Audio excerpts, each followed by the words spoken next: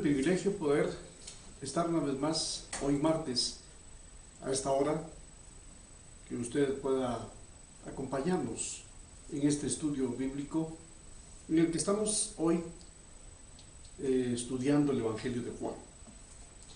Gracias por permitirnos entrar a su hogar.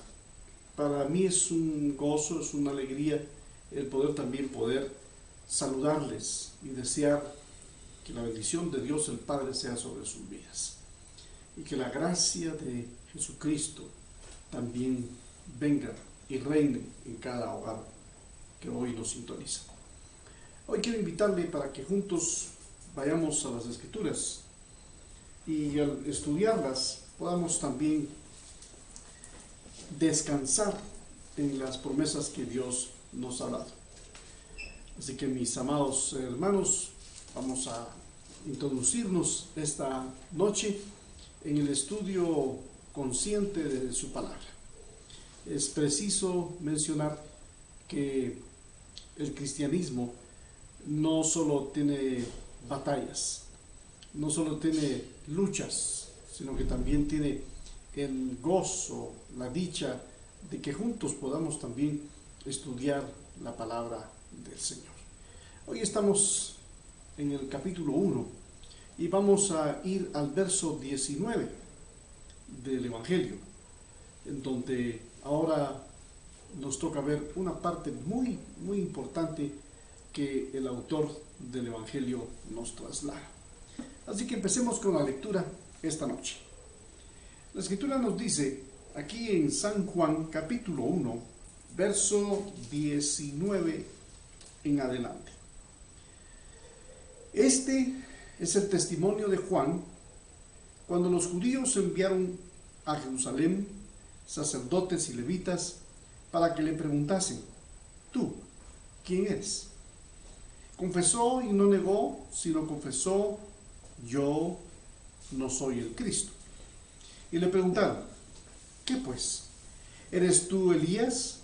Dijo: no soy. ¿Eres tú el profeta? Y respondió: no. Le dijeron: entonces, ¿quién eres tú? Para que podamos dar respuesta a los que nos enviaron. ¿Qué dices de ti mismo? Dijo: yo soy la voz de uno que clama en el desierto: enderezad el camino del Señor, como dijo el profeta Isaías. Y él está haciendo referencia al capítulo 40, verso 3 de Isaías. Y los que habían sido enviados eran de los fariseos.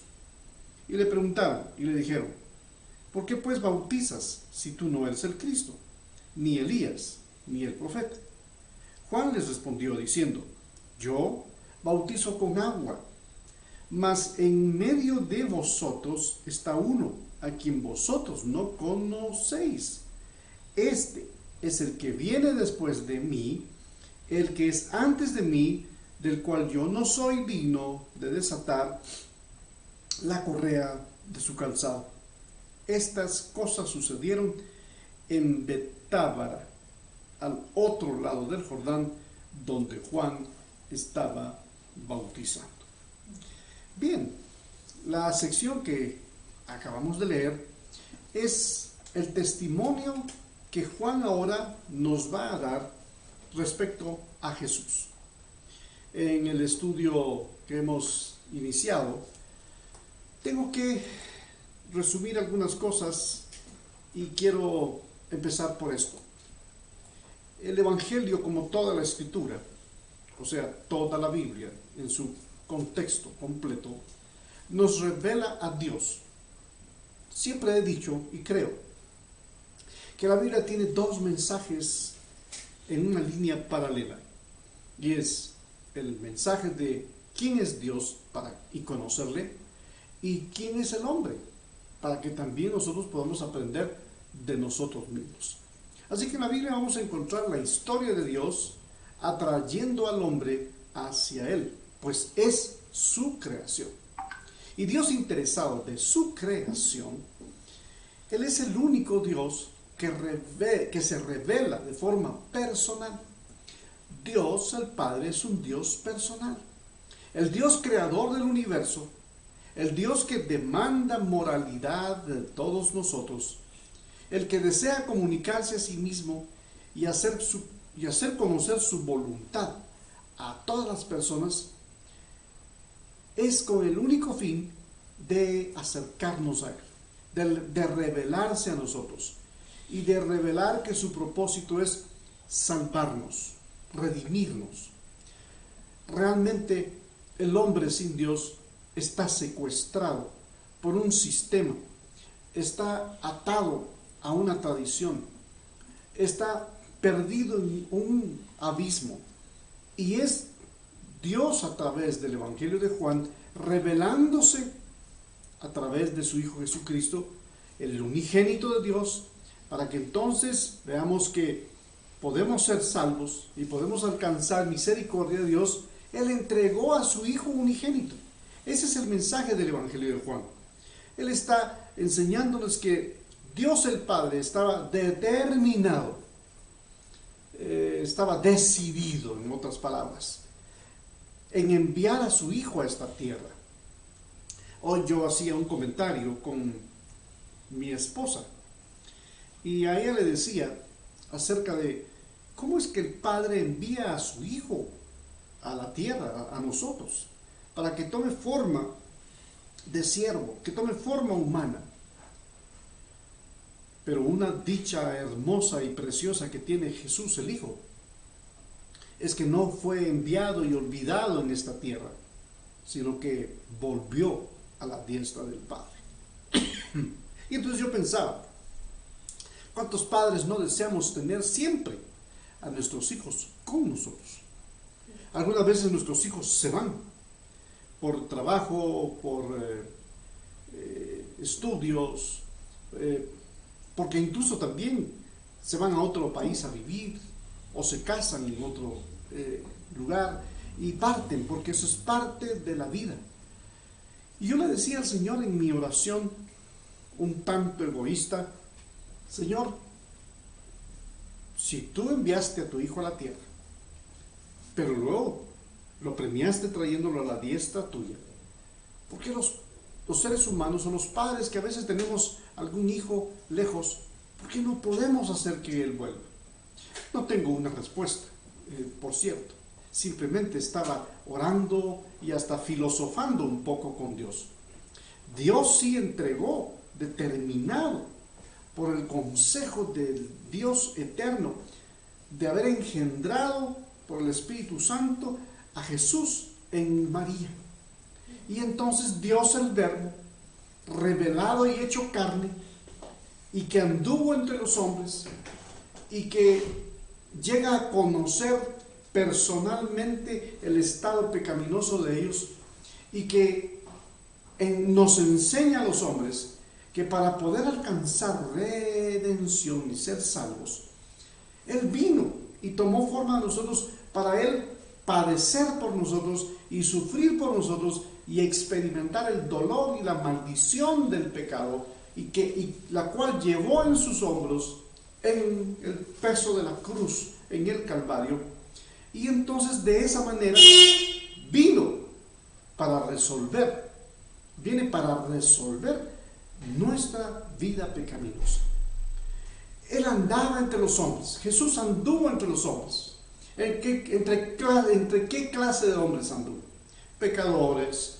Incluso a él le dijeron, lo trataron de comilón, amigo de pecadores, de prostitutas, de publicanos. O sea, lo que le decía a la gente religiosa de aquellos días es: siendo tú maestro, mira la clase de personas con las que te rodeas. Pero ese era el propósito del Dios el Padre, de enviar a su Hijo, de salvar a esta clase de personas, la cual uno de ellos era yo. Posiblemente usted sea otro. Y si usted cree que todavía no lo es, bueno, algún día usted se sentirá atraído por el mensaje del Evangelio, para que pueda reconocer que tanto usted como yo necesitamos a Dios el Padre revelado, o más bien a Jesucristo, el Hijo de Dios, el cual nos revela al Padre.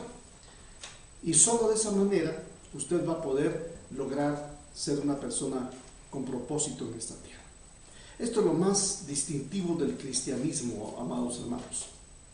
Es lo más distintivo respecto a otras religiones que tienen enseñanzas morales, que incluso hay otras religiones que reclaman revelaciones especiales para ellos mismos, pero solo Jesucristo ha hecho lo que se requiere para obtener el título de Señor y Salvador del mundo.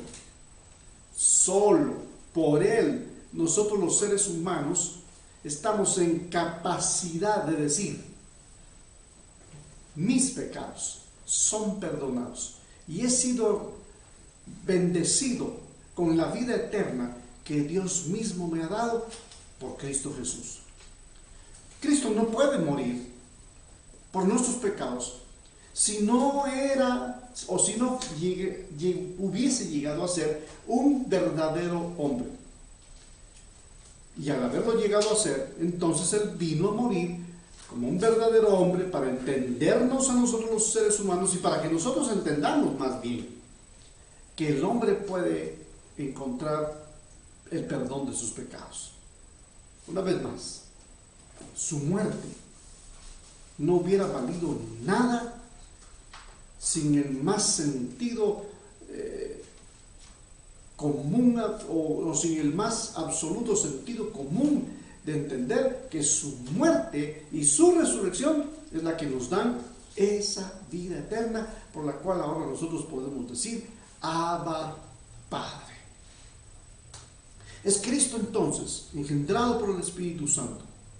Así que, y aunque podríamos hablar un poquito acerca de teorías, yo quiero hablar de doctrina bíblica, la doctrina que encontramos en los evangelios.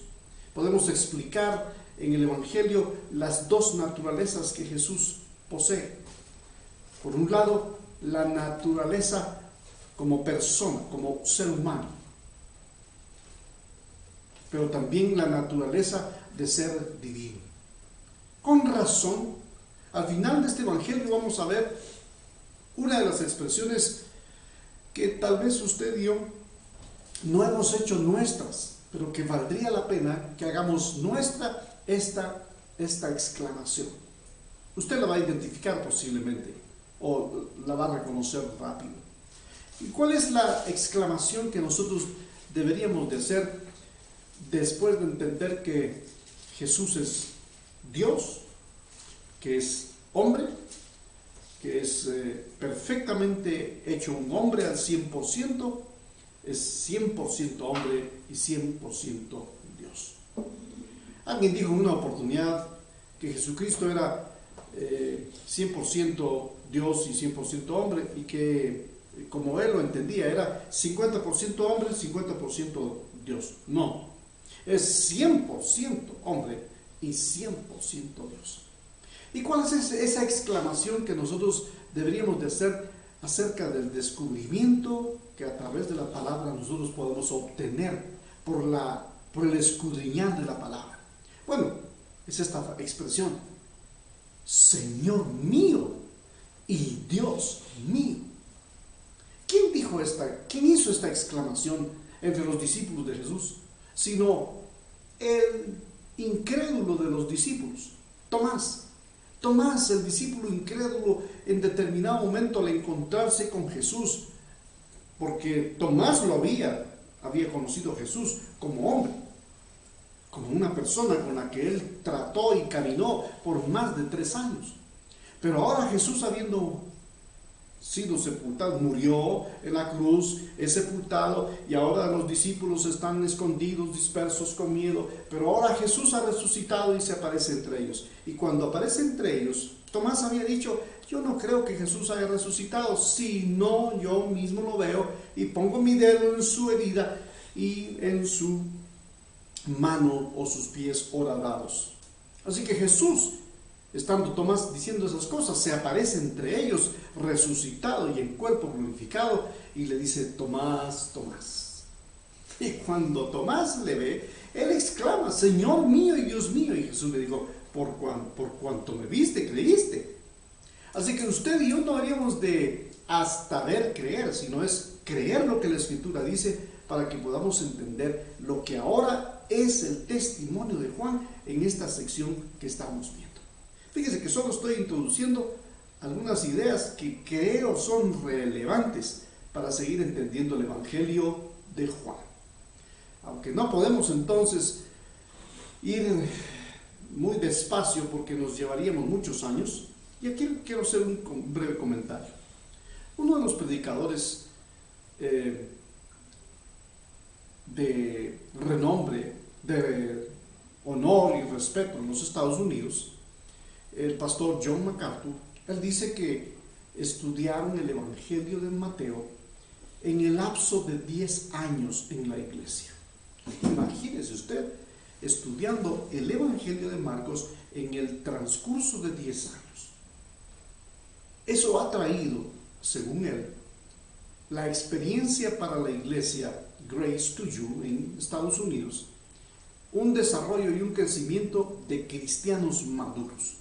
Y algo que Dios desea es que usted y yo crezcamos a la estatura del varón perfecto, a la anchura, a la profundidad de un varón perfecto, Cristo Jesús. Su meta no es ser rico, aunque si usted ya es rico, pues disfrute su riqueza. El propósito de la vida no es que usted sea un desdichado y pobre, necesitado, porque también usted puede alcanzar lo que desee. Tampoco Dios nos puso en esta tierra para alcanzar con creces todo lo que otros tienen, porque eso sería obtener lo que otros tienen por envidia. Eso también es un mandamiento expuesto en Números 20, cuando dice que no codiciarás. Así que no codiciemos. Y aunque usted quizás ha codiciado y desea de todo, una de las cosas que más nosotros los creyentes, los seguidores de Jesús debemos de anhelar es, después de esta expresión sorprendente de Tomás, y que la deberíamos de hacer nuestra, repito, Señor mío, Dios mío, debería de ser no solo el asombro de que Él es Dios, de que Jesús es Dios y que es hombre, sino que le necesitamos profundamente en nuestro espíritu y en nuestra alma, para que las acciones de nuestra vida física le agraden a Él plenamente. Así que el Evangelio de Juan es sorprendente. Para los que leen las Escrituras, sabemos que hay cosas que son sencillas en la Escritura. Alguien dijo que el Evangelio de Juan, como hay expresiones de muchos de los libros, en el estudio anterior, antes de iniciar Juan, estuvimos deteniéndonos por varios meses en el estudio de Romanos. Y a Romanos se le conoce como la epístola del Evangelio explicado. Pero a Juan también se le conocen con algunos nombres, y algunos de ellos cito ahora. Morris, el teólogo inglés Morris, dice que el Evangelio de Juan es tan sencillo, pero a la misma vez es tan profundo. Y dice, es tan sencillo como una pileta en la que un niño puede chapotear, pero es tan profundo el Evangelio que también un elefante podría nadar. William Barclay lo describe de esta manera. Al Evangelio de Juan, William Barclay lo describe como el más grande de los evangelios, porque su vocabulario es sencillo, su gramática no tiene complicaciones, el griego con el que se escribió, para los que quisieran leer el Evangelio en griego, no es complicado leerlo o aprenderlo, porque este Evangelio, aunque se conoce como el Evangelio teológico en comparación a los sinópticos, realmente es sencillo. Y como dice Morris, es como una pileta en la que puede chapotear un niño, pero es tan profunda como para ver a un elefante nadar. Tiene esas dos expresiones. Es sencillo, pero al mismo tiempo es profundo. Así que el propósito de Juan al haber escrito este evangelio es que nosotros entendamos que hay una expresión clara en donde podemos entender que Jesús, por cierto, nos va a enseñar en este evangelio las cosas que hizo. Veamos el verso 30 del capítulo 20. O sea, los voy a invitar para que vayamos hasta el capítulo 20 de Juan y en el verso 30 y 31, que les leo. Por cierto, Jesús hizo muchas otras señales en presencia de sus discípulos, las cuales no están escritas en este libro. Pero estas cosas han sido escritas para que creáis que Jesús es el Cristo, el Hijo de Dios, y para que creyendo tengáis vida en su nombre. Así que según el autor del Evangelio, que es Juan, Jesús realmente utilizó en su ministerio los milagros y lo hizo para despertar la fe en el pueblo de Israel. Un pueblo que estaba lastimado, un pueblo que estaba subyugado, un pueblo que había dejado de ver las maravillas de Dios. Había un periodo previo al ministerio de Cristo y de Juan el Bautista, conocido como el periodo del silencio. En ese periodo del silencio no hubo más que guerras y conflictos y deseos del pueblo de Israel de liberarse de los pueblos que lo acosaban, pero no hubo milagros, no hubo cosas extraordinarias. Y por eso Juan nos enseña que el propósito de este evangelio también es que Jesús utiliza señales, prodigios, milagros para que crean. La clave del verso 30 y 31 que leí de Juan 20 es: pero estas cosas han sido escritas para que creáis que Jesús es el Cristo. Jesús significa Salvador y el Cristo significa el ungido. Para que crean que Él es el ungido, el que esperamos, el que fue prometido a Abraham y a los patriarcas, y a David se le prometió un reino que no tendría fin. Así que según el autor, Jesús utiliza esto para despertar la fe en su pueblo, para que crean en Él como el Hijo de Dios. O sea, los milagros son importantes en la vida cristiana y lo que hacen es despertar fe. Quien les habla ha experimentado milagros en mi propia vida. He visto milagros en mi familia. He visto milagros alrededor mío, dentro de la iglesia o dentro de las iglesias y denominaciones y lugares a donde Dios me ha permitido ir. He visto milagros. Y esos no son para que yo sea conocido y afamado y aplaudido. No, no. Es para que Cristo sea creído entre los hombres. Me detengo acá para recordar de qué hemos venido hablando en este libro. Bueno, ya 5 cosas hemos venido diciendo de este libro. En el inicio, el Evangelio muestra que Jesús tiene una relación estrecha con Dios el Padre porque Él es el Verbo. 2. Ese Verbo entró en una relación estrecha con la misma creación. O sea, Él también estuvo en la creación y es partícipe de la creación.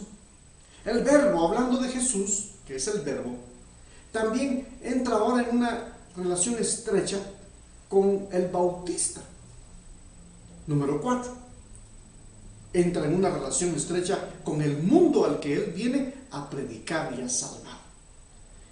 Y ahora estamos en esta parte en donde ahora Juan el Bautista empieza a hablar de Él y lo hace a los fariseos o a los que los fariseos enviaron para preguntar. Así que cada uno de los evangelios representa el ministerio de Jesús, la expresión de Jesús. Pero ahora aquí, en el Evangelio de Juan, el ministerio de Juan el Bautista se hace presente.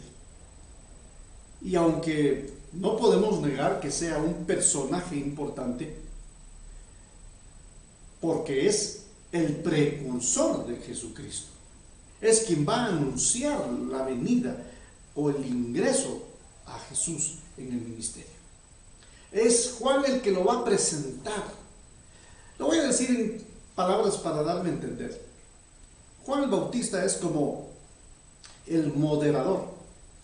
Juan el Bautista es como el presentador de la figura principal del Evangelio y de toda la Biblia. Así que es Juan ahora el que ahora en esa relación con el Verbo lo que va a hacer es dar testimonio de quién es el Verbo. La Biblia de la versión Reina Valera omite una conjunción importante en el verso 19 y vamos a ver cuál es esa conjunción que la Reina Valera omite, porque estamos estudiando y la idea entonces de ver verso por verso pues también es detenernos en aquellos aspectos de la doctrina, de la enseñanza, del estudio bíblico. Y la conjunción que omite la Reina Valera es y, porque empieza el verso diciendo: este es el testimonio de Juan cuando los judíos enviaron de Jerusalén sacerdotes y levitas para que le preguntasen: ¿tú quién eres? Esta conjunción que se omite en la versión Reina Valera es y. Es una letra que falta en nuestra Biblia Reina Valera. Verso 19: y este es el testimonio. No solo es este es el testimonio, sino y este. Esa conjunción y le da una proporción tan importante que lo que está diciendo es lo que viene para anunciar es tan importante, relacionado al testimonio de alguien a quien Juan está haciendo énfasis de que él más adelante va a decir no es digno ni de desatar sus sandalias.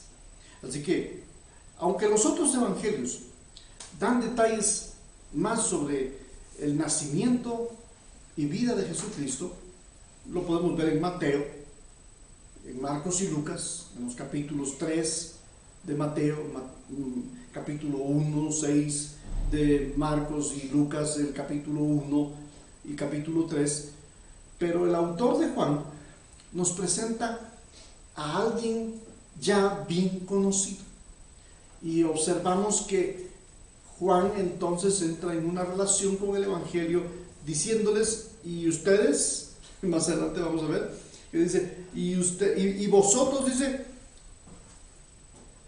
voy a leer el verso en el que estoy pensando. Juan les respondió diciendo, verso 26, yo bautizo con agua, mas en medio de vosotros está uno, a quien vosotros no conocéis.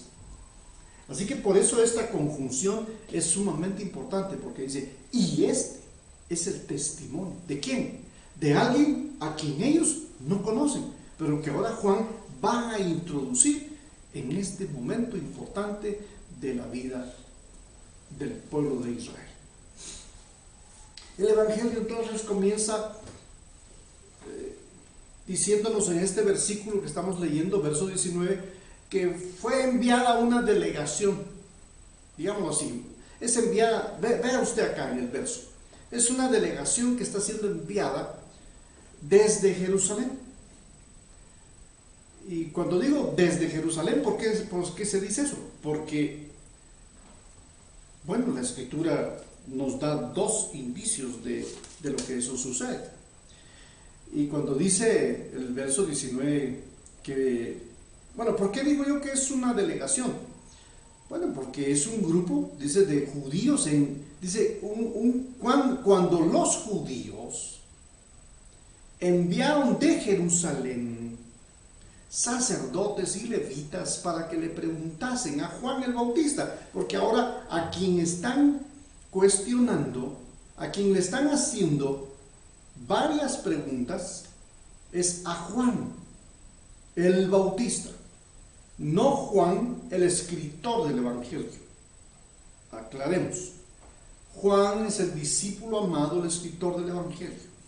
Juan, el discípulo amado, escritor del Evangelio, ahora escribe acerca del testimonio que Juan el Bautista da acerca de Jesús, y entonces la historia empieza con una delegación de gente enviada, entre ellos sacerdotes y levitas, enviados desde Jerusalén. ¿Dónde está Juan? Él está en otro lugar. ¿En qué lugar? Él estaba en Betábara. Vamos a ver eso más adelante. Betábara estaba al otro lado del río del Jordán. Así que si tuviera yo aquí a la par un pizarrón, que creo que vamos a necesitar usarlo nuevamente para explicar algunas cosas que son interesantes verlas de forma visual. Juan ahora está siendo entrevistado, cuestionado acerca de quién es él. Pero aquí viene otra pregunta. Aquí en la Reina Valera también, en el mismo verso 19, por cuestiones de cómo fue construido el versículo, hoy hablaba con una persona con quien hablábamos acerca de las traducciones que hoy hay están tan alejadas de la Biblia original.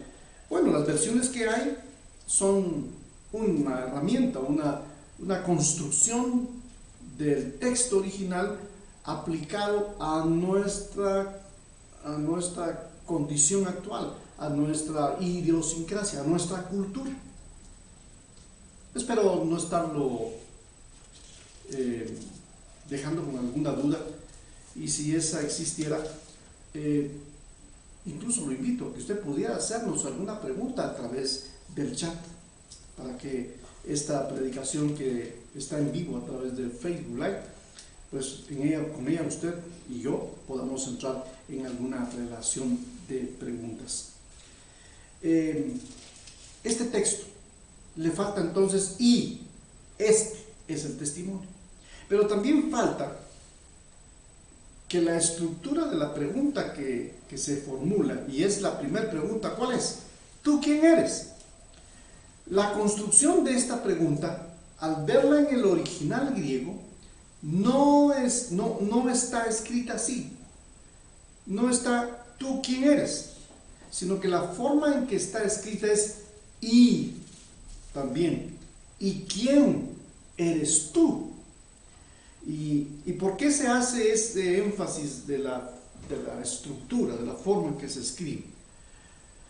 Porque ellos están interesados en saber que este personaje que ahora está allá en Betábara, al otro lado del río Jordán, pues tiene apariencia de que pueda ser el profeta que ellos esperan. Así que ahora van y le preguntan, ¿quién eres tú? ¿Tú quién eres? Y el énfasis de esta pregunta es porque ellos, una vez más, haciendo énfasis más bien, ellos querían estar seguros de que la fe que tienen de esperar al prometido rey o al Mesías o al ungido de Dios era el personaje con quien ahora están hablando. Así que ante esta pregunta, Juan el Bautista, que también podríamos hablar, la semana pasada les mencionaba que bien podríamos hablar un poco acerca de él, y me voy a atrever a hacerlo antes de continuar con el verso 20. Juan es un milagro. Juan el Bautista es un hijo que nace como un milagro, porque el milagro del nacimiento de Juan es de la descendencia de un sacerdote llamado Zacarías y de Elizabeth. En Lucas está la historia detallada. Realmente este niño tendría la responsabilidad de prepararse para que en el futuro Él esté para ser el presentador, como dije, del Mesías. Así que los evangelios lo presentan como un profeta que vivía en el desierto, que se vestía con ropas de pelo de camello, que comía langostas y miel silvestre. Era un predicador realmente popular, llamémosle así. Era el predicador de la época y la gente lo iba a escuchar, y no importaba dónde Juan tenía su centro de enseñanza, pero realmente era el desierto del otro lado del río de Jordán. Y el mensaje que les predicaba era un mensaje directo, un mensaje en donde demandaba de la nación judía y de los habitantes de la región o de todo el país un arrepentimiento, pero un arrepentimiento que fuera con evidencias de frutos dignos de arrepentimiento. Este es Juan el que está allí presentando y dando ahora testimonio en esta sección que estamos viendo. En Mateo capítulo 3, verso 8, Él es el que dice: porque el reino de los cielos se ha acercado. Juan, llamado el Bautista. ¿Por qué? Porque bautizaba a la gente como una señal de su arrepentimiento. Aquí quiero decir algo que es doctrinal. El bautismo no salva. El bautismo no salva.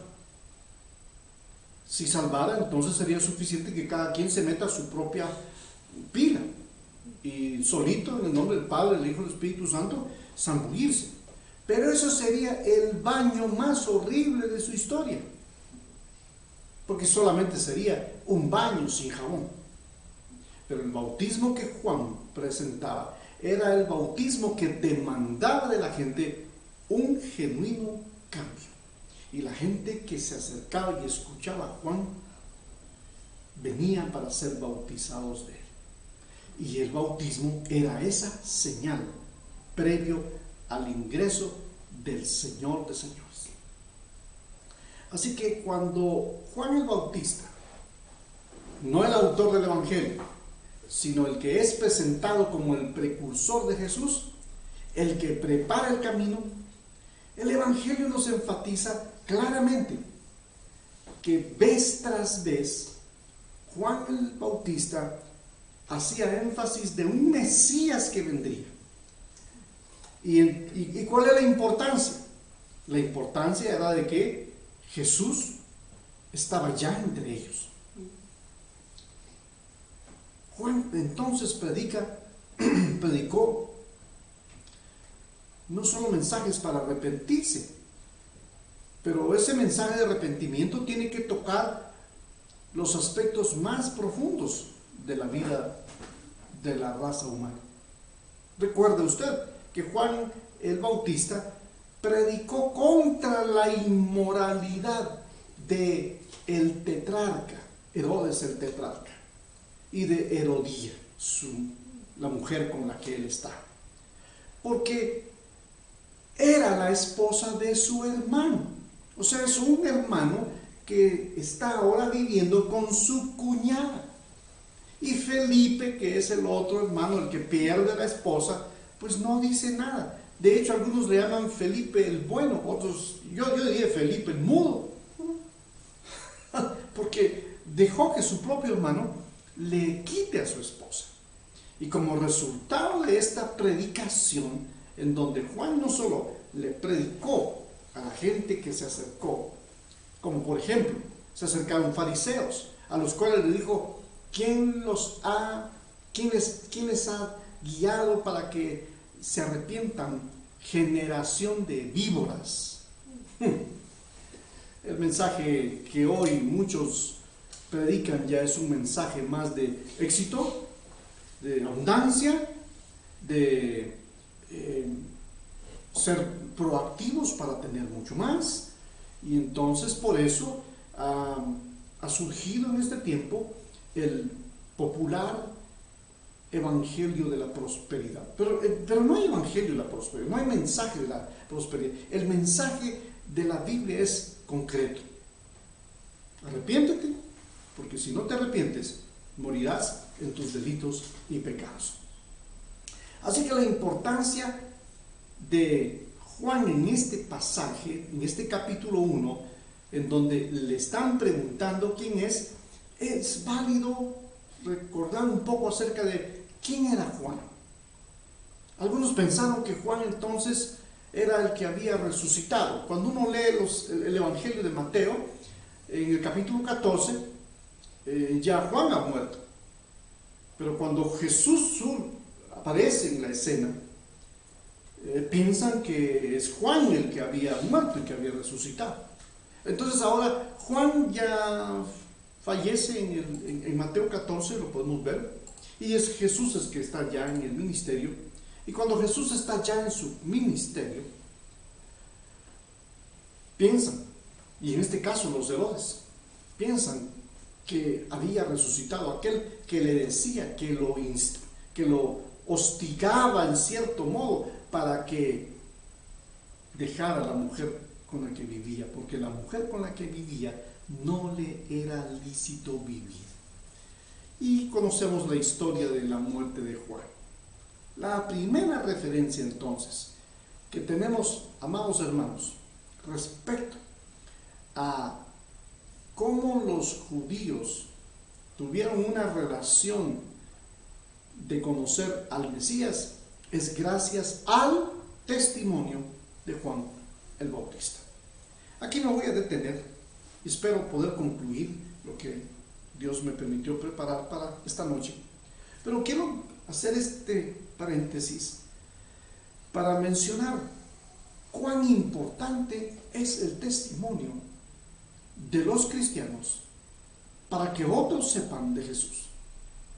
Juan es el ejemplo de un hombre que vino previo al Señor para decir quién es el que viene detrás de él, y de quien el mismo Juan dice: no soy digno ni de desatar una de sus sandalias.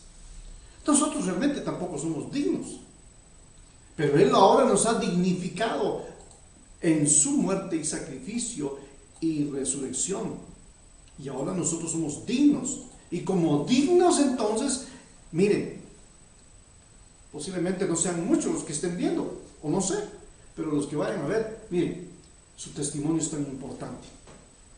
Por eso es interesante que no solamente usted sea un cristiano serio, no hablo de serio de un rostro pálido, sino la seriedad de un cristiano comprometido con Dios, de que en lugar de que esté contando chistes, testifique de Cristo en su vida. ¿Qué ha hecho Cristo en su vida? Evite contar lo gran sinvergüenza que usted fue y exalte la obra grandiosa de Cristo por usted, y verá que mucha gente deseará conocer a Jesús, al Jesús que le ha transformado a usted, al Jesús que me transformó a mí. En otros mensajes anteriores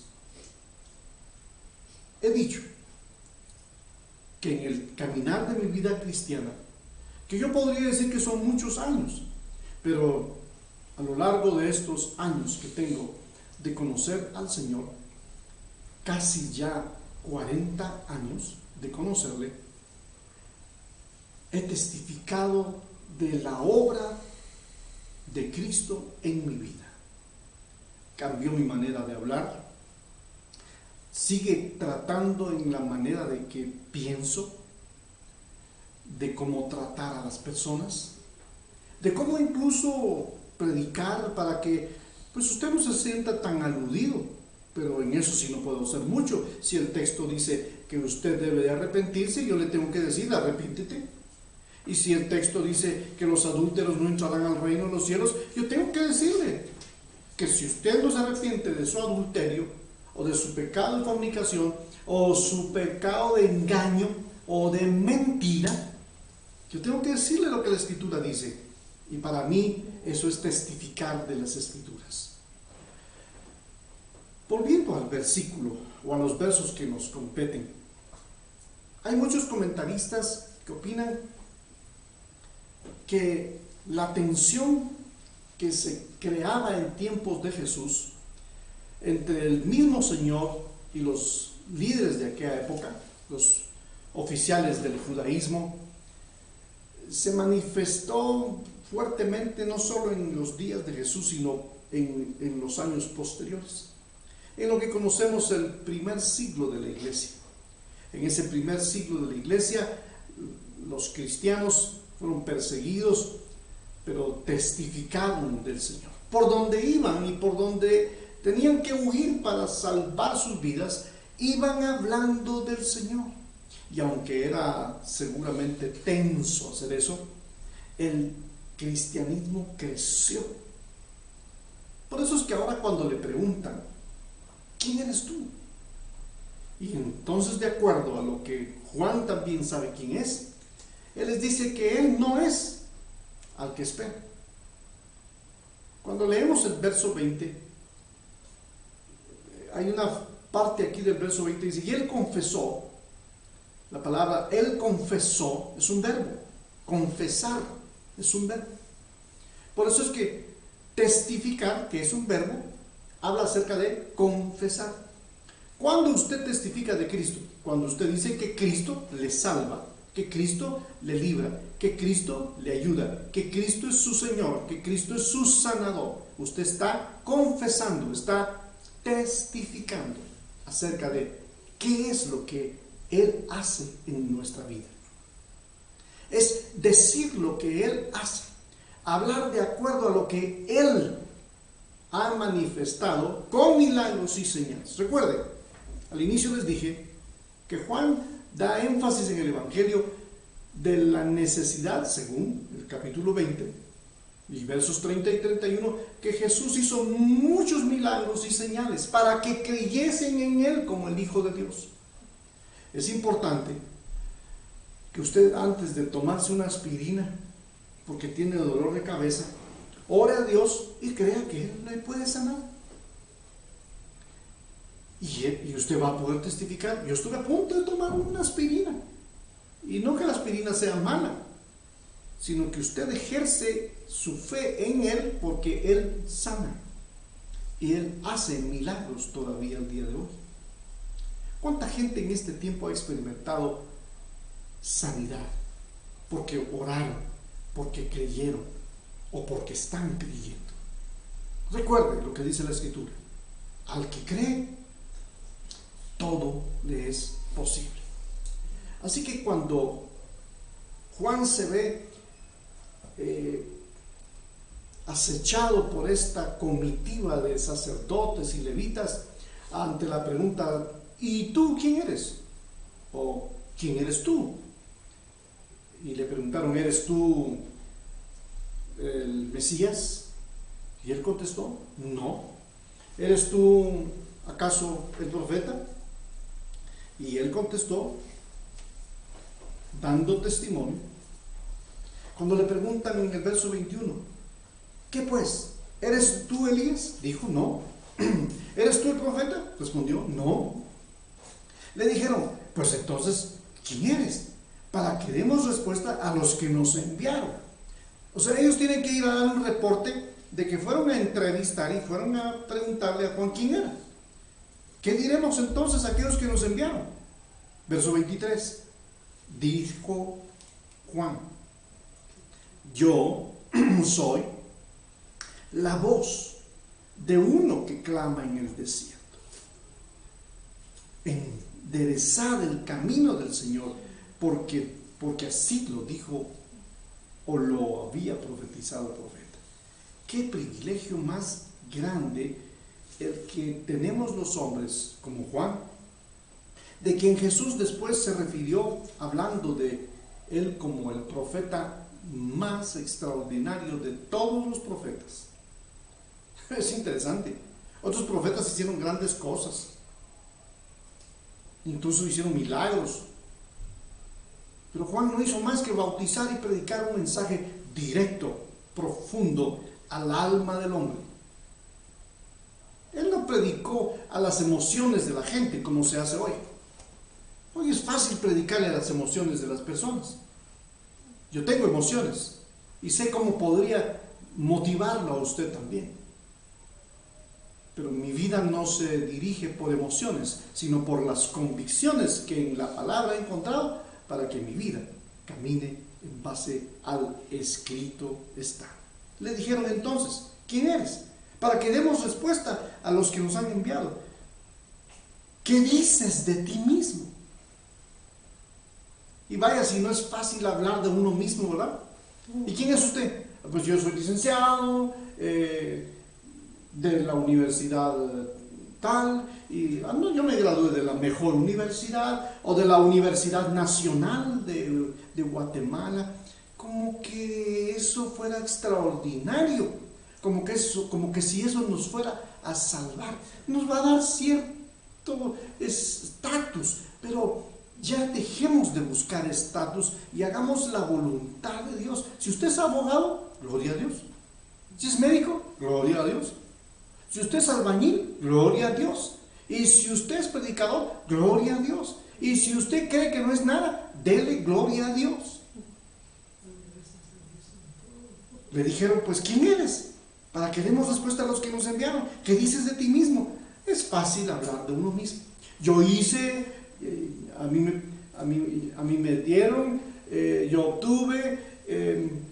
Miren, hoy en la mañana pensando en esto, me di cuenta que tengo en mi casa muy pocos cuadros. Soy una persona de un gusto en el que no pongo cualquier cosa en las paredes de mi casa o de nuestra casa.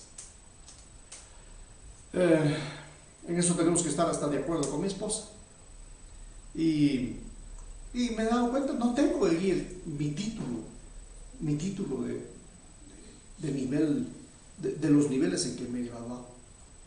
Me puse a pensar, aquí debe estar el título de mi esposa, el mío acá, y el de mis 3 hijos deben de estar acá. Pero no están. Y gracias a Dios que no están. ¿Por qué? Porque a veces eso nos da, como nos da cierto estatus, también nos lleva a vanagloriarnos.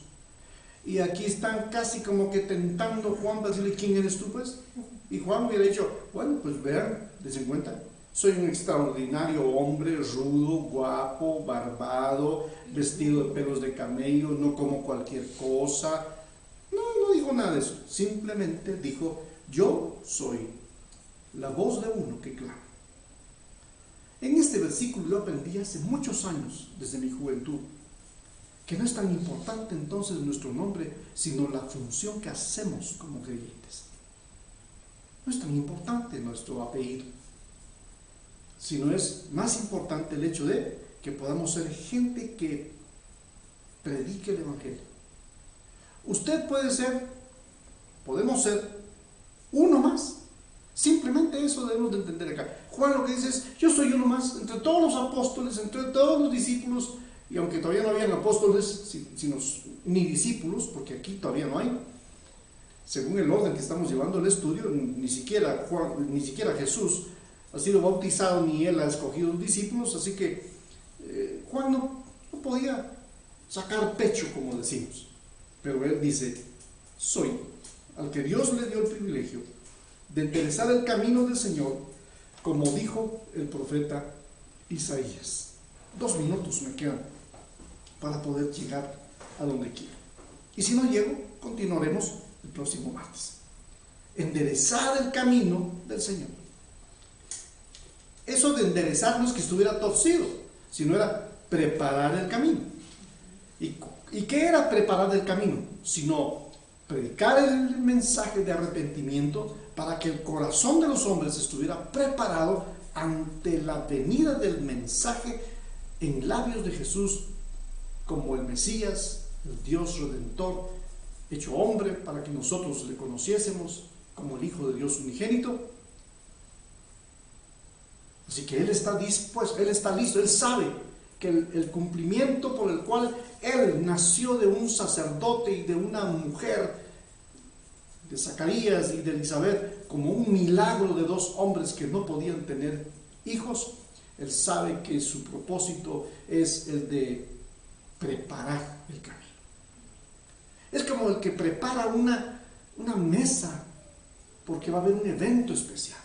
Él es el que preparó la mesa, el que preparó el lugar para que los invitados, cuando vengan y se encuentren con el dueño de la fiesta, estén listos para recibir lo que el dueño de la fiesta tiene para todos sus invitados. Así que Juan es el que prepara a todos los invitados a los cuales Jesús quiere llegar. Recuérdense que incluso hay una parábola de la cena a los convidados. Y aquellos que fueron convidados, ninguno llegó. Así que Jesús enseña que el dueño de la fiesta pide, bueno, si no vinieron los invitados porque todos tuvieron una excusa, mandó a traer a los cojos, a los mancos, a los ciegos, y dijo, tráiganos y fuércenos a entrar. Si usted, que puede ser un invitado, no quiere, bueno, Dios va a traer a los que usted ni yo nos imaginamos.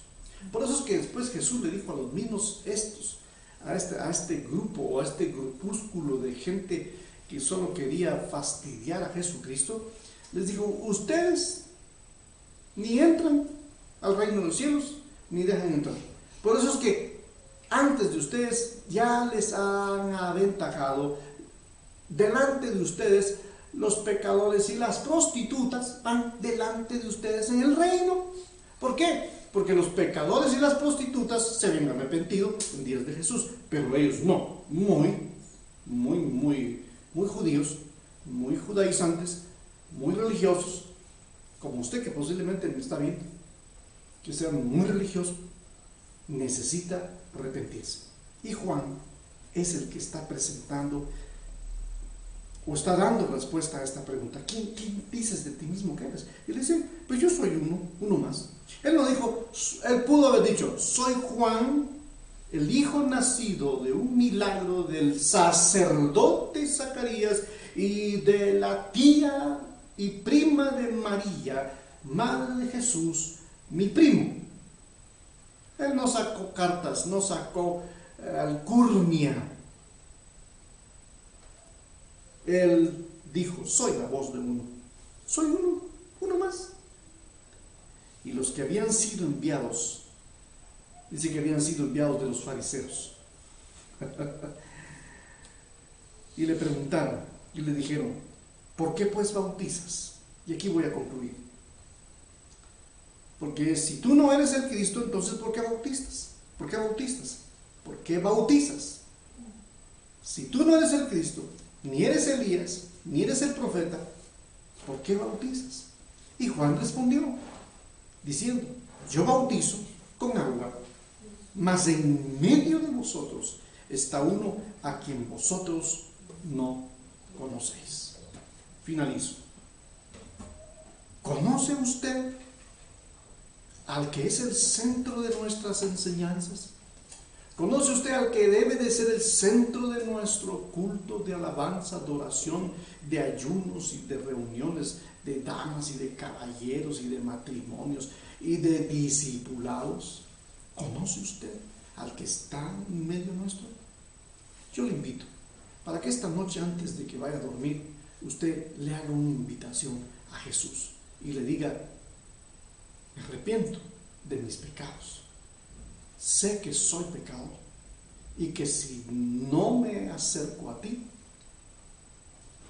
no tendré la vida eterna. Esa vida eterna de la cual Juan explica que es la razón por la cual Jesús vino a esta tierra, para darnos vida y vida en abundancia. Hasta la próxima. Que descansen. Dios les bendiga.